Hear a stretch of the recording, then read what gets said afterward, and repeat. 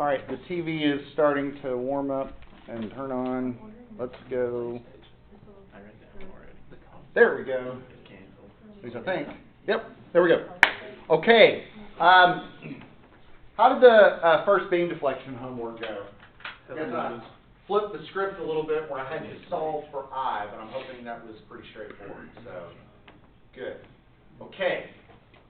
At the risk of sounding dramatic, but I'll go ahead and say it, the homework I'm assigning today will probably be the most challenging one of the semester, but I'm also not having you turn it in on Monday. I'm having you turn it in on Wednesday, because on Monday, we're going to go through some tips and tricks to make that homework easier, okay? And so I just wanted to get that out of the way now. I also wanted to get out of the way, I didn't want anybody to be shocked about when the next exam is. It's in the syllabus, but it's on Monday, October 27th.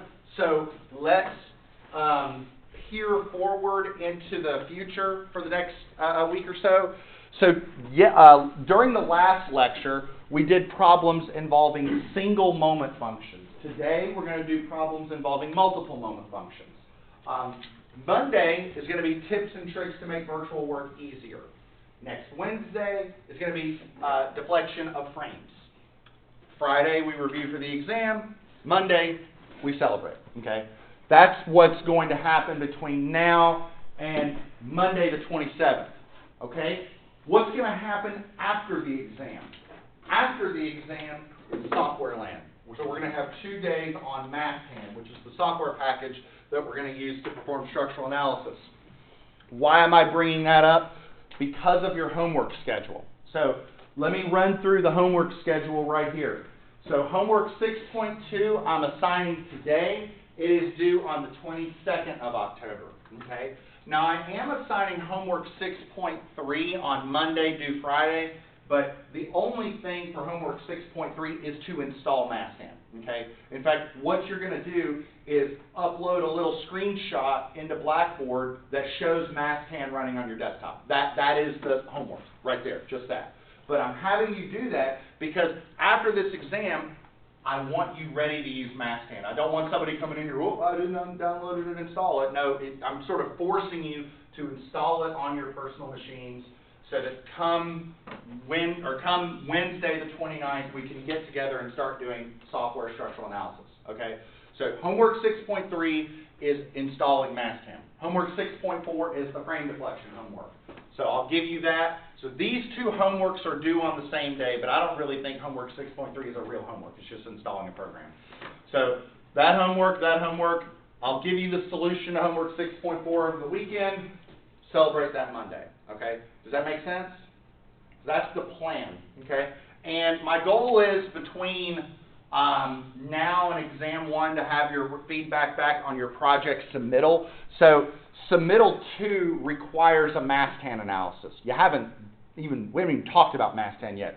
So there's really no hurry in getting it back. But I'm going to try and get that back to you by the second exam so that we can, sort of talk about the project in more detail after that. Everybody good on this? Does anybody have any questions? And did everybody get the code? Okay. All right. So with that, let's go ahead and jump into today's problem. Okay. So today we're going to do problems involving multiple moment functions. Now, in the last lecture, we had, and in the last homework assignment, the deflection was just the integral of little m big M over EI dx. Whereas today, it's going to be the sum of those integrals because we're going to have more than one of them. Okay? So we're going to have to deal with problems with multiple moment functions, and you'll understand what I mean by that today. So I'm giving you a problem in that regard. Let me just sort of jump into that part. So what I'm getting at is problems like this.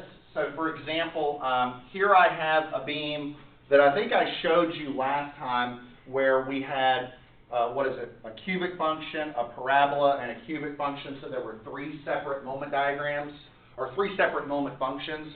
So for example, this beam right here is, this is 12 feet, this is 20 feet, and this is 6 feet.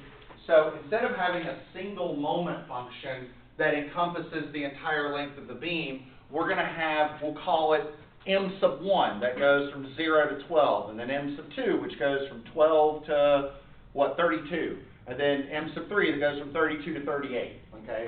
That is one way of doing it. There's actually other ways of doing it, which we'll talk about on Monday. But essentially the point is, if you remember in the work that I was doing in the last example, I sort of made a point, like this function is from 0 to 15, or this function is from here to here.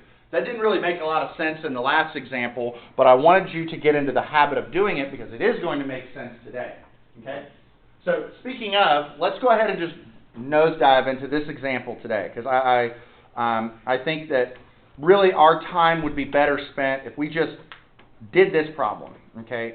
Because we can get a lot out of this problem, and we can really sort of flex our muscles in terms of setting up the problems, the integration. There's a lot of really good stuff here, okay? I will talk about this note here at the bottom at the very end, so for now I kind of want you to ignore it. But I have here a beam that is subjected to a uniformly distributed load, okay? And my question is, what is the vertical deflection and rotation at point B? So today we're going to try and do both. Like last time we sort of ran out of time, so I said, okay, well here's the answer, just do it. Today I think we're going to try and knock it out, knock both of them out. So I have a beam subjected to a uniformly distributed load, and what I want to know is the deflection at B and the rotation at B. Now, would it be fair to do this?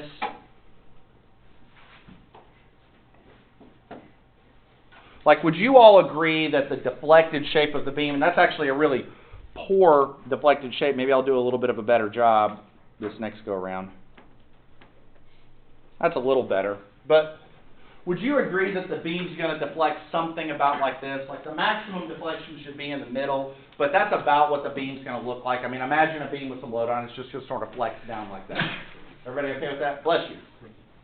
So essentially at this point, what I want to know is I want to know the deflection, and I want to know what that angle change is. That's what I want to know. Okay? Everybody with me on that? Now, pop quiz. This is the real structure. This is the real structure subjected to the real loads. How many moment functions do I need to fully define this moment diagram? I'm asking. One. Okay?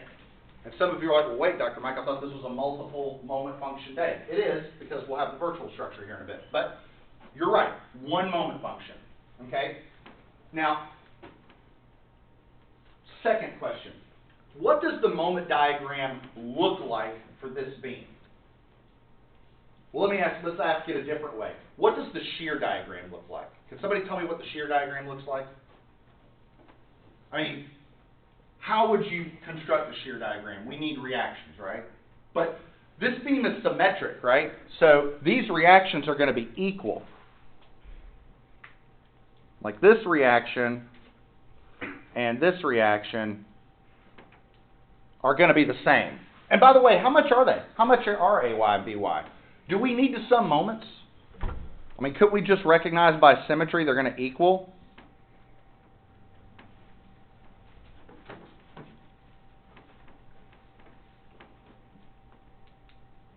How much are AY and BY? Somebody help me out. 18 kips. 18 kips. How'd you get 18 kips? Sum of forces in the y direction. Okay, and how much is going down? 36 kips. So you said that there's 1.2 kips per foot times 30 feet. That's how much force is acting on the beam. And so each reaction has to be half that, which is 18 kips going upward. Right? Is that okay?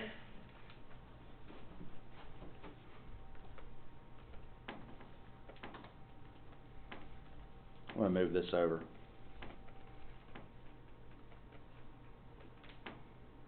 All right, so let me go back to my original question.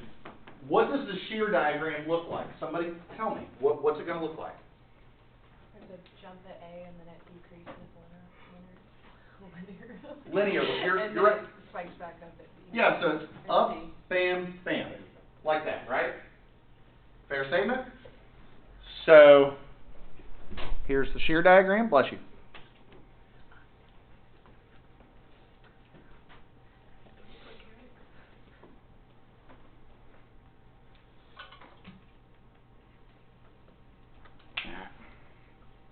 I'm trying to be exact here.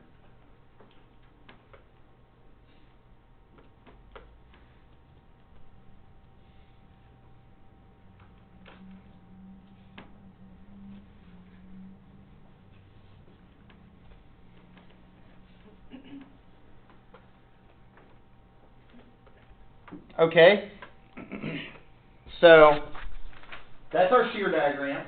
How do we get the moment diagram? We integrate the shear diagram. What is this distance? 15 feet. This is 15 feet. So if this is 15 feet, what's the area of this triangle? Half of 18, which is 9. 9 times 15 is what, 135?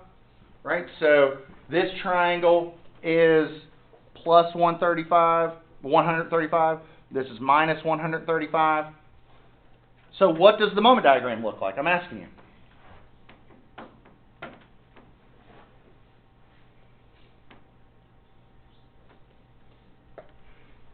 Somebody tell me.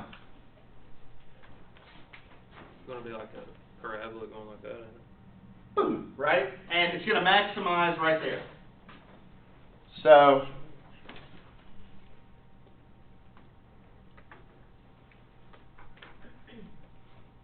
so 0.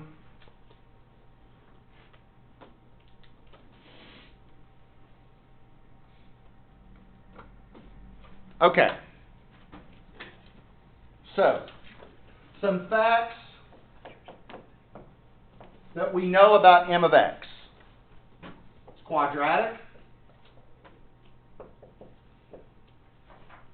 All right? It's a quadratic, right? Okay.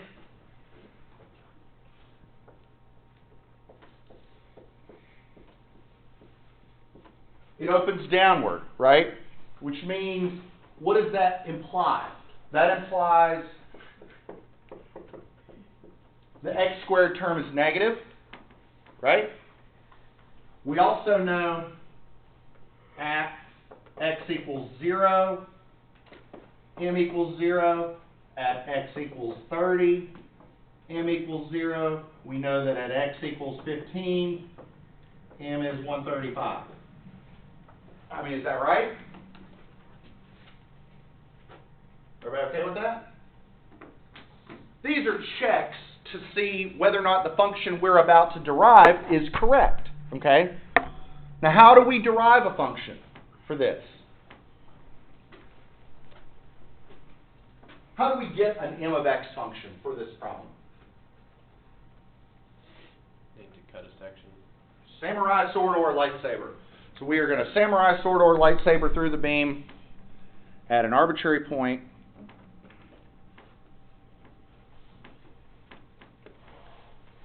And look that way, right? Cut a section, look to the left.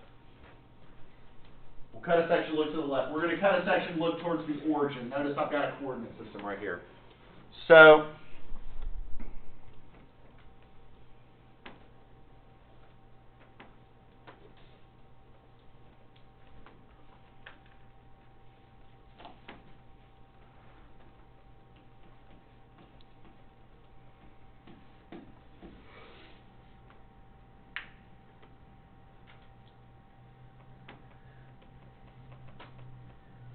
all right.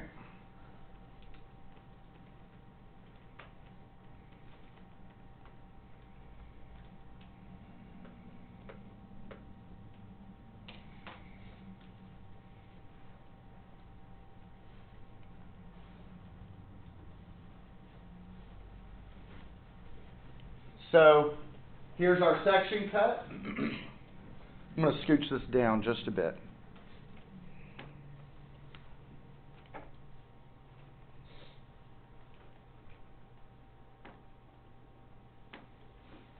What's that dimension right there? That's x. All right, so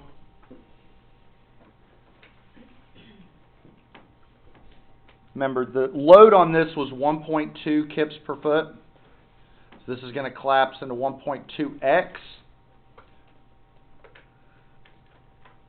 at a distance x over 2 from the section cut. Okay? And at the section cut, we're going to have an unknown shear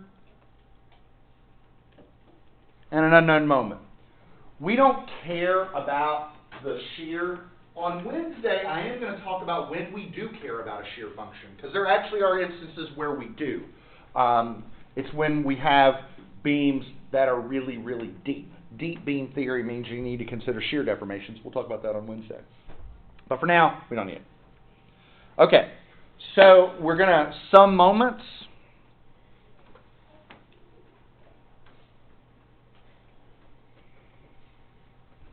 At the cut, looking left equals 0.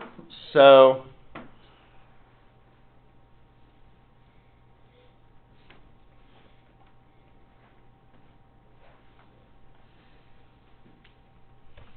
what do we have? We have 18 times x. We have our m going this way.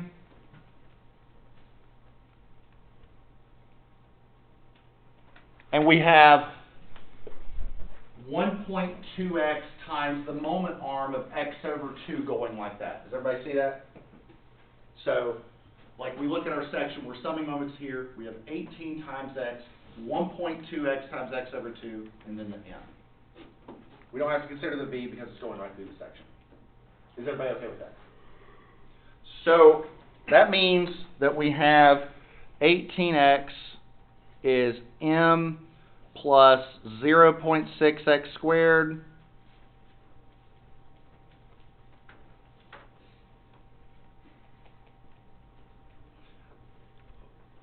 minus 0.6x squared. That is valid for the entire beam from end to end, because that's a single parabola. So that's from x equals 0 to x equals 30. Okay?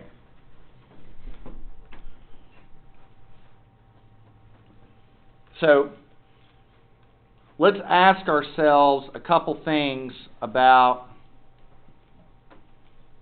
this expression.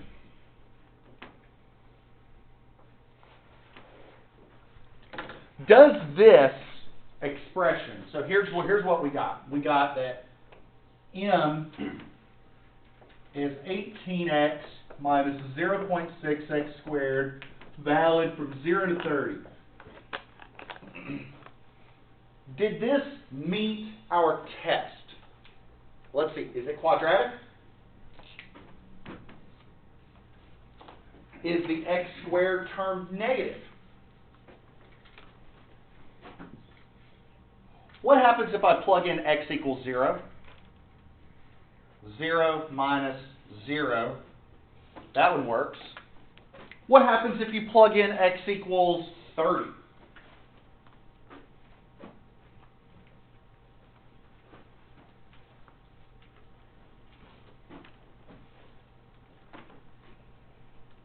You get 0? You get 0? Yeah. What happens if you plug in x equals 15? Did it work? Yeah. So, looks good, doesn't it?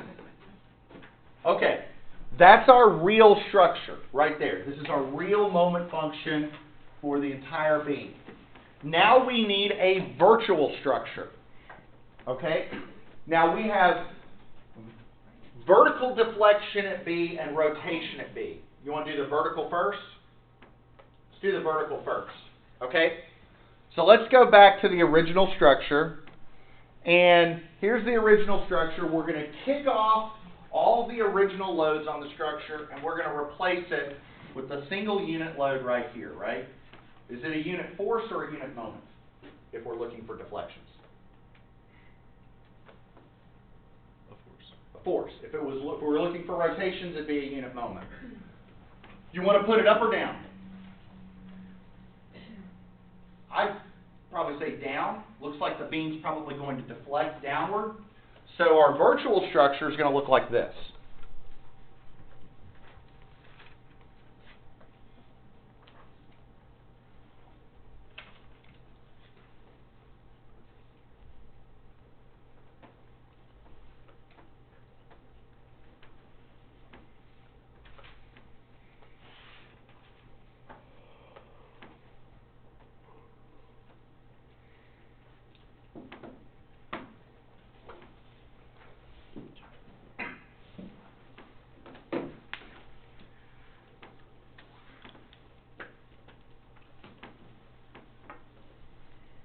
It's going to be like that.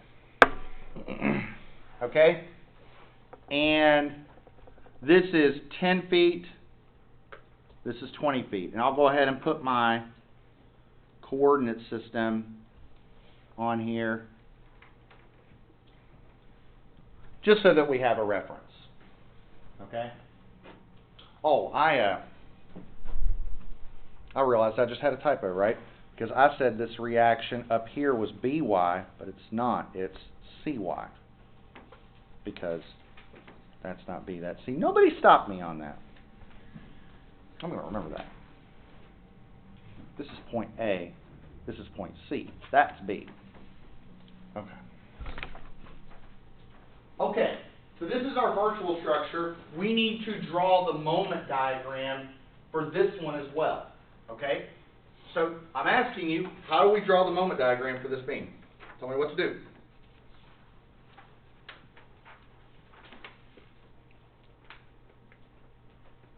What are you, if I want to draw a moment diagram, what do I need to do? What's step one? Draw shear diagram. Okay, and how do I draw a shear diagram? What am I missing? Oh, we need reaction. We need reactions. We need a reaction here, which we'll call AY and CY. I need reactions, so tell me what to do. Maybe some moments at A, right? All right, is everybody following with me? I mean, I'm not going too fast, am I?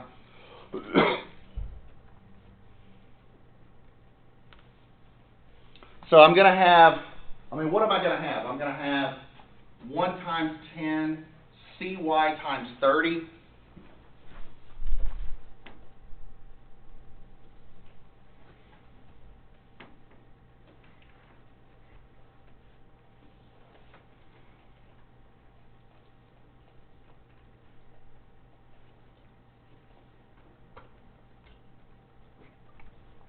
CY is going to be a third going up. Is that okay? You tell me. Am I going too fast? You tell me. Are you good with this? So CY is a third. So what's AY going to be? 2/3. There you go.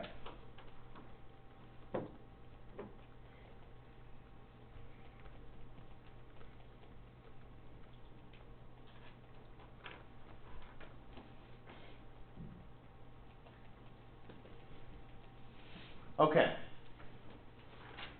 Now, to draw the moment diagram, we need the shear diagram. So somebody tell me what the shear diagram is going to look like. Go up 2/3, and then go 10 feet, go down 1, go over 20 feet, go up a third. Boom, exactly right. And as you were talking, he was like doing this, so you both were on the same page. He seconded what you said.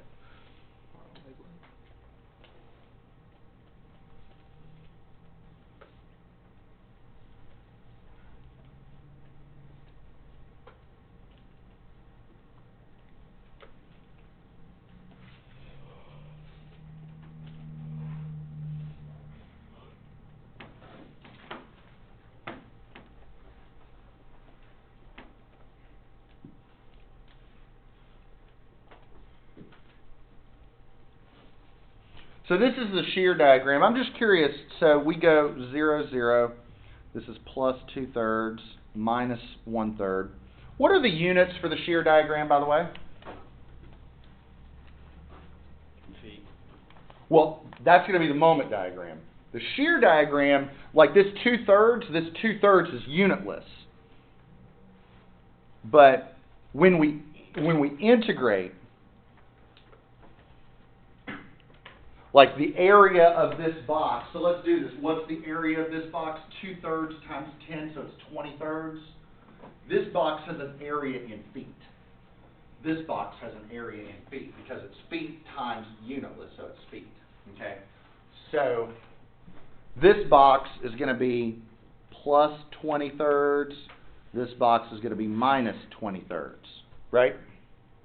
And the moment diagram is going to be in feet.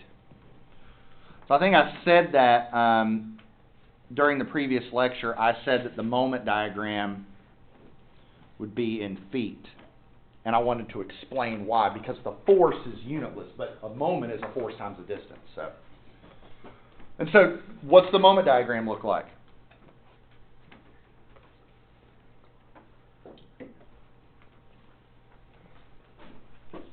What were you going to say? Nothing. Somebody over here. Got a quiet bunch in this little crowd over here. I'll wake y'all up this Friday. Somebody over here. So what's the moment diagram look like?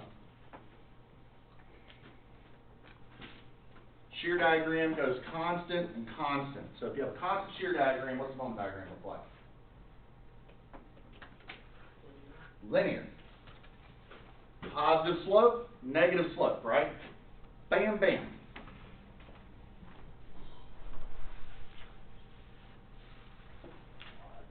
Go up 20/3. Go back down to 0. That's your moment diagram. The big characteristic thing I really want everybody to just know in their bones is that for virtual structures, the moment diagrams are piecewise linear functions. They're either linear or they're like constant, okay? There's no curves in this at all, okay? Now, so that we're paying attention, what's the slope of this line right here? 2/3. What's the slope of this line? -1/3. Negative 1/3. Okay.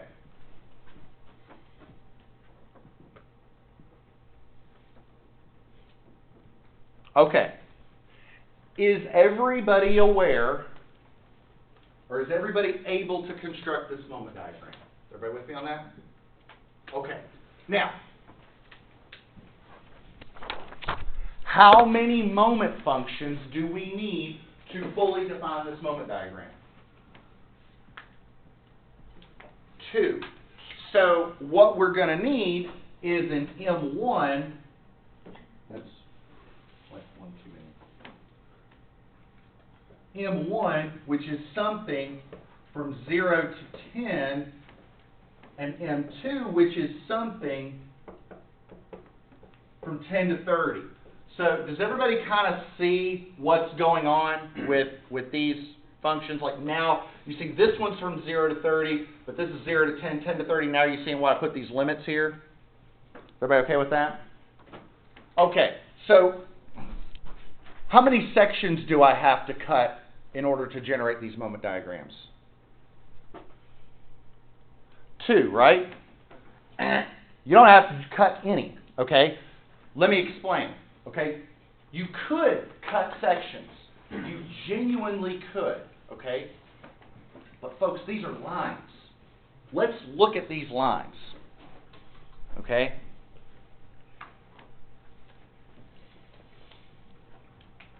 Somebody help me out. Let's look at this first function. Let's look at this line. What is the slope of that line?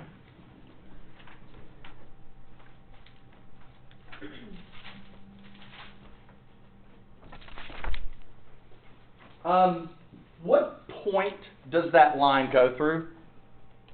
Let me do this in another color.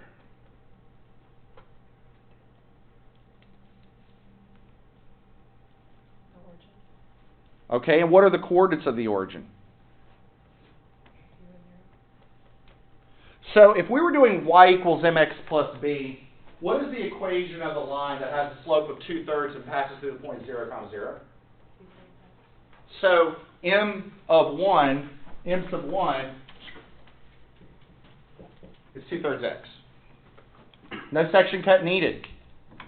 It's right there.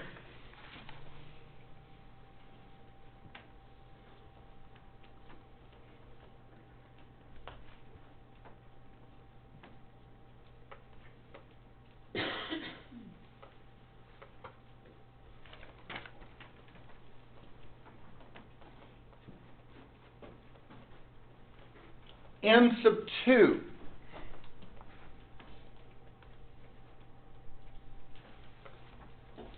What's the slope of that line?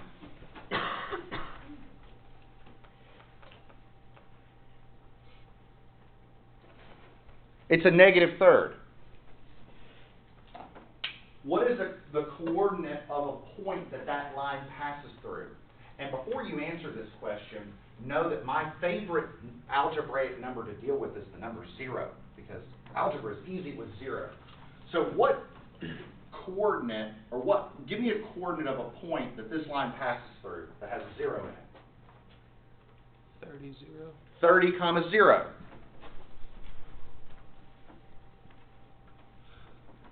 I believe y minus y1 equals that.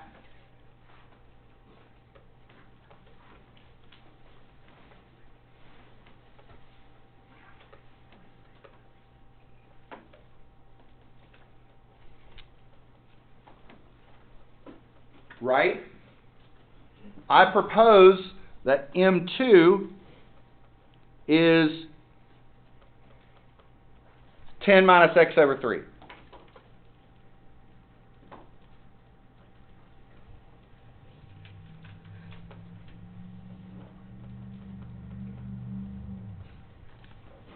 Does everybody see that?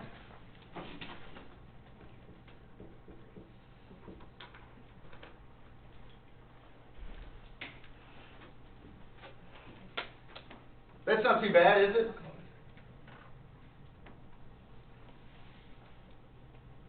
All right, before I move on from this, anybody have any questions? I'm doing on time. I'm doing really good on time. Everybody got all this, or I need to stick around for a second, or are you good? Okay. I heard goods, so we're going to move on. Okay. So if this is the case, I can go ahead and start applying the method of virtual work.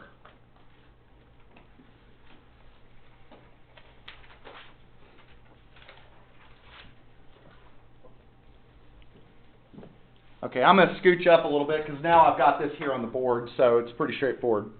Okay, now let's just recall so that I don't have to scroll too much.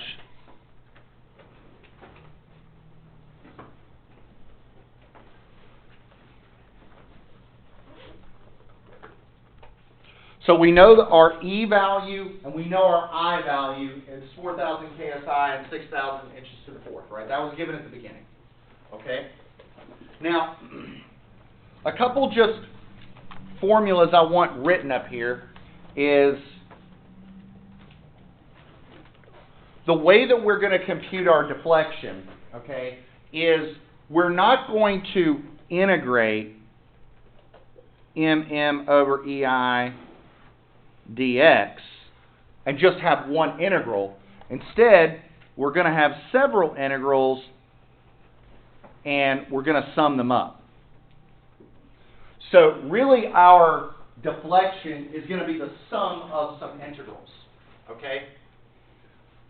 So that's something I want just make sure that we're all clear about, that this is really what we're doing. And the other thing I want written down is, what is our unit conversion factor for deflections?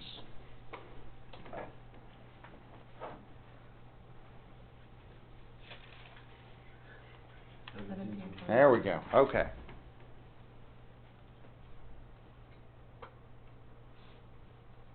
Okay. So, how are we going to do this? Like, how is this going to work? Well, the way this is going to work, let's just sort of do some algebra. So, the deflection at B is going to be the sum. Now, let's start off with our expression.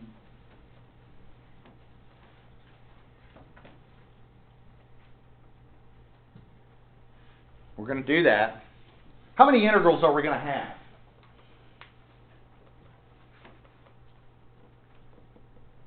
How many? 2. So we're going to have, so what are the limits of those two integrals going to be? So we're going to have, integral 1, bunch of stuff in there, plus integral 2, a bunch of stuff in there. What are the limits of these integrals? What's the limits of this one? This is 0 to 10. And this one?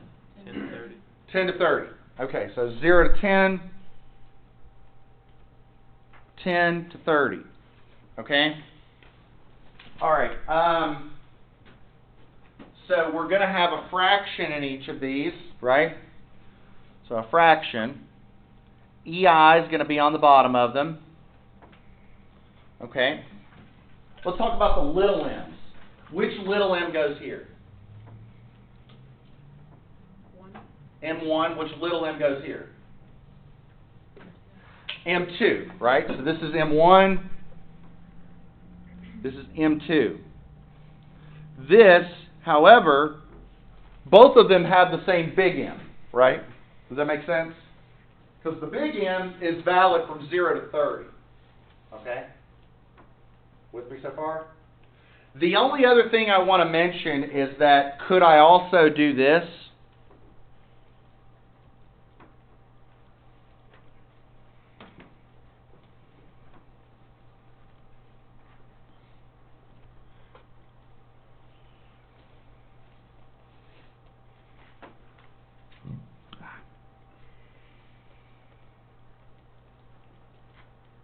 Could I factor out the 1 over EI? Or I guess the 1728 over EI. I guess I should, put that in there. Here, I'll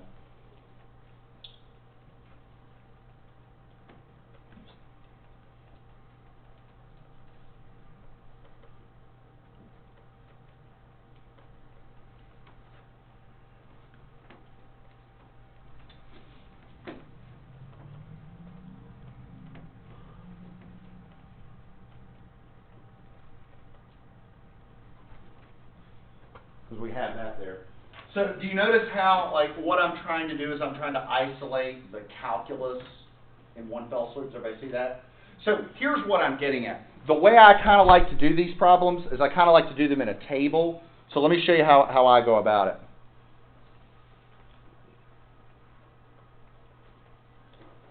So we'll call it range.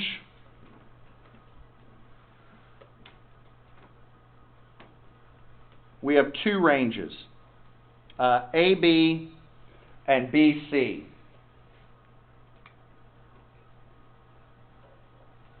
Okay. So the first thing I'll do is I'll put the limits, okay? So in this case, the limits are going to be 0 to 10 and 10 to 30. Okay? Then what I'll do is I'll list the little m's, which the little m's are 2/3 x and 10 minus x over 3. But then for the big m's, it's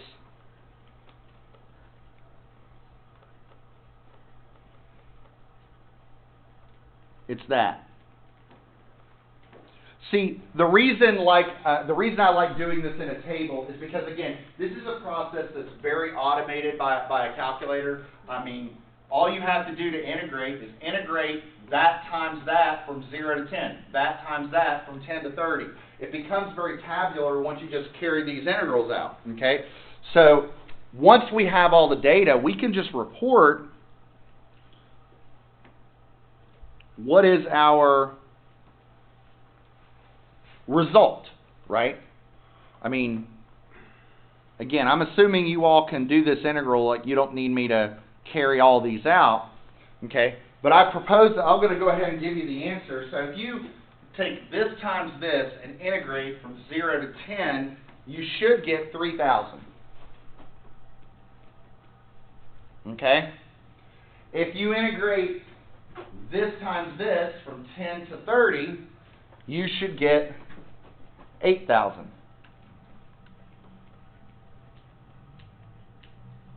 So our sum is 11,000. Okay? Is that okay that I'm just, here's the answer? Is that okay? All right, so therefore,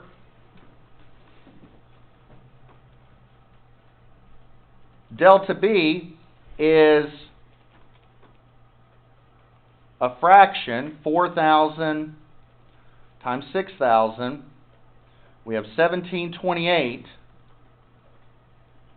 So notice what I'm doing here. I'm saying 1728 over EI times this sum, which this sum is just 11,000. And when you chug that out, you should get an answer that's something along the lines of 0.792. Is that what y'all got? Yep. So therefore, delta B is 0.792 inches downward.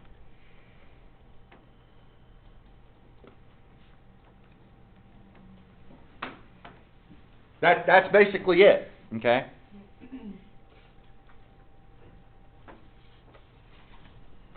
All right, is everybody with me on that? You tell me, is this straightforward? Any questions? So, if that's the case, we can do rotation just as straightforwardly. Okay? So, with rotation,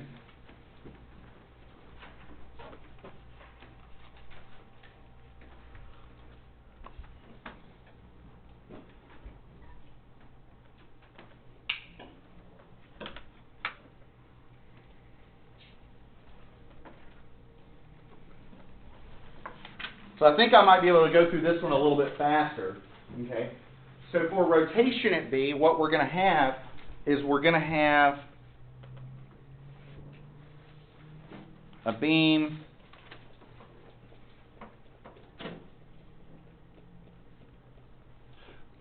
I have a feeling there's some folks in the class that might think this one's harder, but it's really not. Okay? So here's point B. Okay? And what I'm going to do is put a unit moment at point B. Okay? Now I'm assuming this direction because what I'm thinking is like here's the beam and the beam deflects like that, right? So if we're talking about this point, this is what the beam looked like before. This is what it looks like now if we're talking about its tangent. So it's sort of rotating like that, if that makes any sense. It's going like that. So we're just putting the moment in that fashion. Okay? Remember, this is 10 feet, this is 20 feet. So, this is point A, this is point C, no different. We're going to sum moments at A.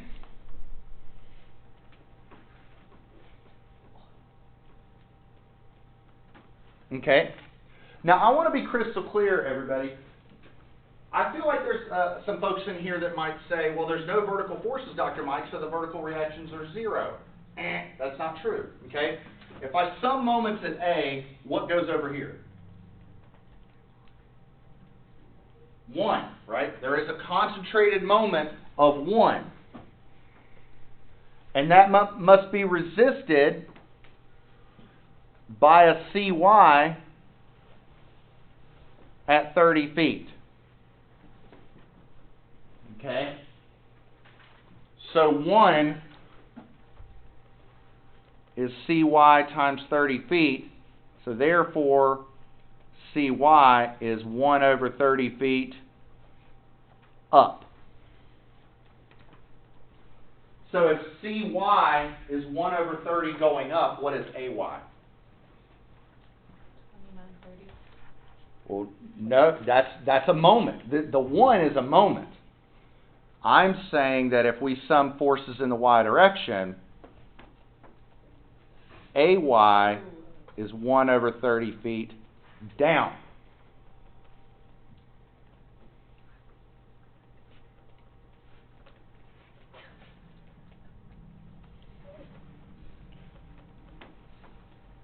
See, think about it like this. This unit moment is a rotational action rotating the structure this way. This is a force couple rotating it the other way. Remember that from statics? Force couples, equal and opposite forces? That's what's going on here. So the reactions have to act in that fashion. So,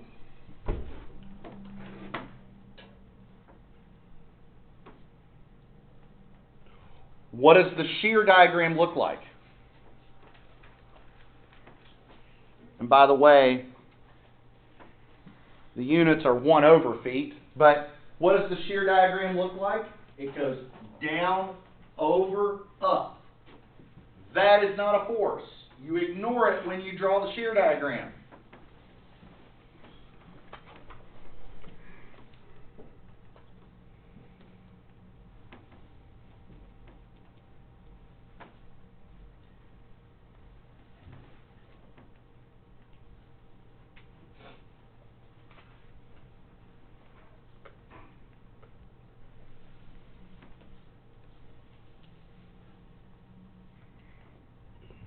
Now I am going to integrate this, okay, and I'm going to integrate the two different regions over here.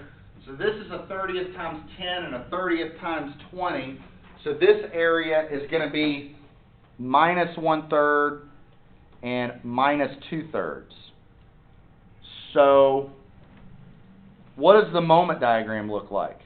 Well, the moment diagram, first off, it's unitless.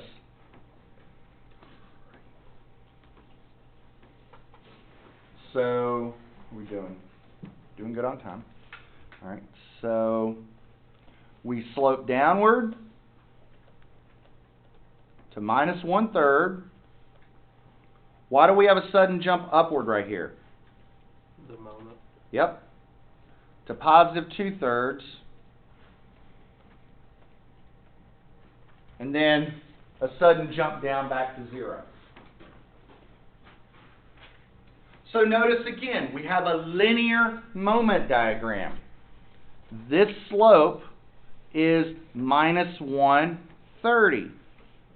This slope is minus 1/30. So, how many moment functions do we have? We have 2. What do we know about the first moment function? We know that it has a slope of minus 1/30. It passes through the point 0, 0. So m, we'll call it theta 1 so we don't confuse it with those. Maybe we should call that delta 1, delta 2, whatever. But m theta 1 is going to be minus x over 30. Is this okay? Everybody follow with me on this? Okay. What about M2? Well, M2, its slope is minus 1/30. It passes through 30, 0. So that means its function, once you do the math, is going to be 1 minus x over 30.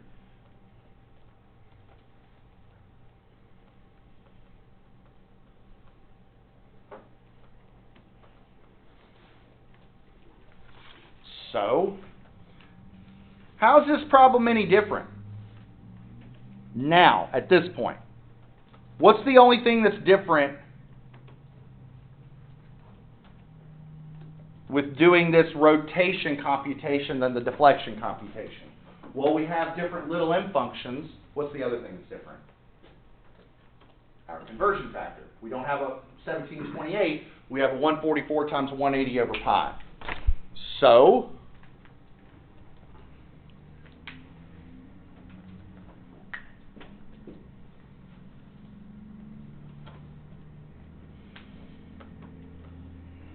once you do that, and I want you to practice that on your own, it should be 0.223 degrees.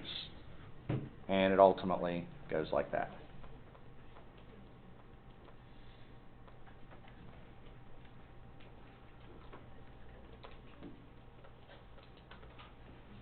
But you've got all the pieces to be able to do that problem. They're all here.